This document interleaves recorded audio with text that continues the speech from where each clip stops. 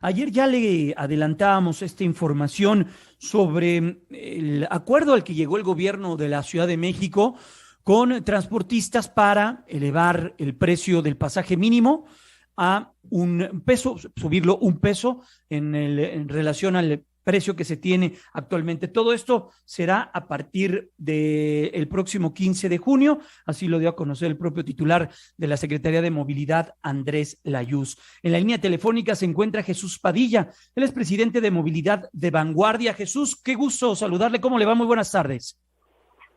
Jaime, muy buenas tardes, saludos a tu audiencia, gracias por el espacio. Jesús, primero, ¿cómo leer un aumento de un peso en una ciudad que no ha modificado esta tarifa ya desde hace varios años y en este momento pues es un momento difícil económicamente hablando, lo debemos entender así, pero tanto unos como otros tienen su parte de razón, Jesús?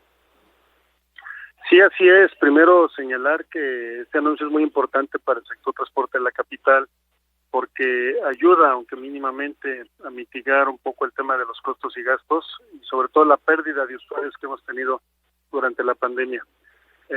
Sabemos que es una decisión importante pero insuficiente, que no resuelve, no cubre los costos de operación que tenemos, pero también estamos conscientes que el momento que está viviendo el mundo, el país y la capital en materia económica, con este aumento de la espiral inflacionaria y de la canasta básica, nos obliga a ser solidarios con la población en cuanto a su economía familiar, porque las circunstancias, como bien lo señalas, no están fáciles para todos.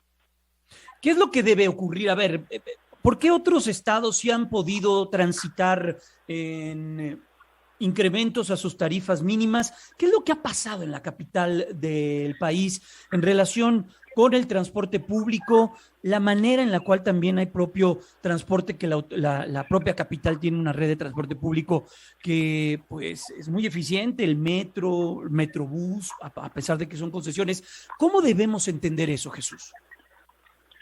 Yo creo que debemos de sacar el tema de tarifa, la discusión que tenemos cíclicamente como un asunto único y hablar de una política tarifaria en donde la tarifa sea solamente un componente más. Esto es, ya entrar a una discusión de fondo de qué tipo de movilidad queremos para la capital del país. Y eso implica evidentemente discutir la tarifa, pero un esquema que permita también hacer análisis de los demás elementos que aseguran que todos tengamos posibilidad de tener sustentabilidad financiera y seguridad jurídica. Tiene que ver con lo que tú señalas, con los otros modos de transporte que tiene la propia capital. Si bien es cierto que ahorita se nos da un peso, la verdad es que en el camino nosotros perdemos demanda porque en cuanto sube la tarifa para nosotros y no sube para los demás sistemas de gobierno, pues una parte de nuestra demanda se desplaza hacia esos sistemas masivos. Nosotros creemos que es importantísimo que se coloque ya una agenda de movilidad donde vayamos discutiendo estos y otros elementos para alcanzar una política, sí, que discuta la parte tarifaria y sus componentes y también despolitizar la decisión de la tarifa en manos de un jefe de gobierno, que normalmente es una decisión difícil, y pasarla ya a la Cámara de Diputados o darle facultades a la Secretaría de Movilidad o a alguien más, pues para que la decisión sea más técnica y evitar que se nos vayan Eso. acumulando estos rezagos. Eso, ¿cómo hacer, cómo transitar ese escenario que sería el ideal? Generar un comité, no sé, mesas de trabajo, vaya, algo que pueda quitarle a los grupos de interés como al propio grupo o gobierno en su momento, que existe este tipo de decisiones que no le van a traer ninguna buena situación y además en muchas ocasiones son utilizadas políticamente. Sí, pues la última tarifa que tuvimos fue en abril del 17. Queda claro Ujú. que si nosotros no tenemos posibilidades de incrementar nuestros ingresos y solamente crecen los gastos, hay un deterioro evidente en la flota, en la calidad del servicio que tenemos, en no poderle corresponder a un aumento salarial a nuestros operadores, en no poder cubrir un mínimo indispensable de beneficio a los socios.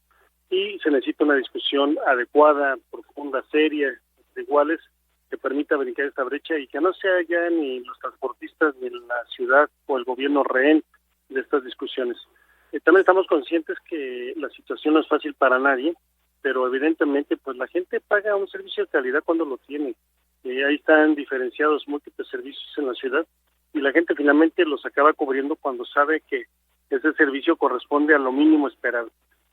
Comentarte también, Jaime, que en cuanto a lo que se ha señalado de los mínimos que tenemos que cubrir los operadores del transporte, pues eso lo suscribimos ampliamente, que el operador tenga sus documentos en reglas, su licencia de tarjetón, que conozca el reglamento de tránsito, que maneje de manera profesional, que la unidad esté en condiciones mínimas de operación, porque el peso que nos están dando cubre algunos costos, pero de ninguna manera satisface todas las necesidades que tenemos. También aspiramos a que se siga haciendo un análisis para encontrar en el camino medidas de mitigación que permitan encontrar un mejor equilibrio. Reconocer que se están dando bonos de destrucción de flota, en el caso particular de estos microbuses que tiene la ciudad, hay que señalarlo, ya tienen 3 veces su vida útil, pero los transportistas no tendríamos porque no queramos, sino porque no ha habido condiciones para ello.